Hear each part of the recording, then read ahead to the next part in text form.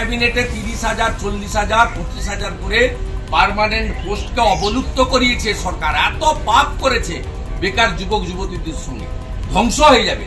সংগ্রামী যৌথ মঞ্চ দেখিয়ে দিয়েছে লক্ষ্যে অবিচল থেকে কি করে লড়াইটা করতে হয় দেখিয়েছে। আর আমি ভাস্কর বাবু সহ সমস্ত দাদাদের সব বলে যাচ্ছি, যেভাবে করছেন সব ফ্লাগ ছড়িয়ে দিয়ে ডাকুন নবান্ন অভিযান। আমি আপনাকে বলছি, আমি থাকবো। সাজির উপস্থিতিতে বলে গেছে যে সংগ্রামী যৌথ মঞ্চ যখন যেভাবে ডাকবে, যে থাকবে, যে পারবে সাহায্য করবে, আমাদের কোনো কন্ডিশন নেই। মমতা ব্যানার্জি একজন কাঙ্গালিনী, ভোট ভিখারিনী, তিনি পশ্চিম বাংলায় এই করে ক্ষমতায় থাকতে চান, সর্বত্র দুর্নীতি করতে চান। এদের যদি কিছু হয় আগুন জ্বলবে, এদের যদি কিছু হয় 72 ঘন্টা হয়ে গেছে, আগুন জ্বলবে বাংলায়। এমপ্লয়ীদের ডিমান্ড লেজিটিমেট, আমাদের এই দাবির পক্ষে থাকতে হবে।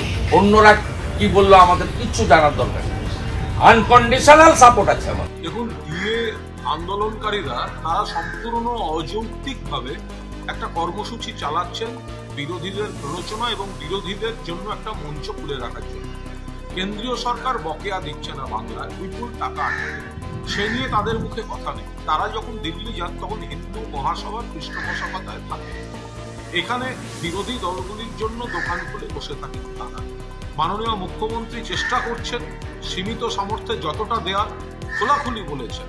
তা সত্ত্বেও তারা একদিকে এই আন্দোলনকারীরা সুপ্রিম কোর্টে মামলা করছে, আবার পাশাপাশি আবার আন্দোলনের কথা বলছে বা একটা অস্থিরতা তৈরি, কাজ না করা, ধর্ণা চালানো।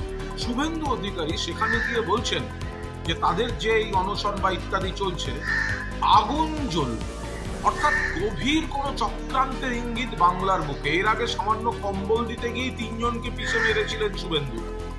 এর আগে দেখেছি কিছুদিন আগে গত বছরে ইলেকট্রিক একটা মেইনটেনেন্স, ইলেকট্রিসিটি বিদ্যুৎ দপ্তরের, সেগুলোকে সামনে দিয়ে একটা উত্তেজনা ছড়াবার অকারণ চেষ্টা করে তারপর সেই টুইট থেকে সরে আসতে হয়েছে। 1 বছর আগে টুইট দিয়ে গন্ডগোল করা রাম মন্দিরের দিকে।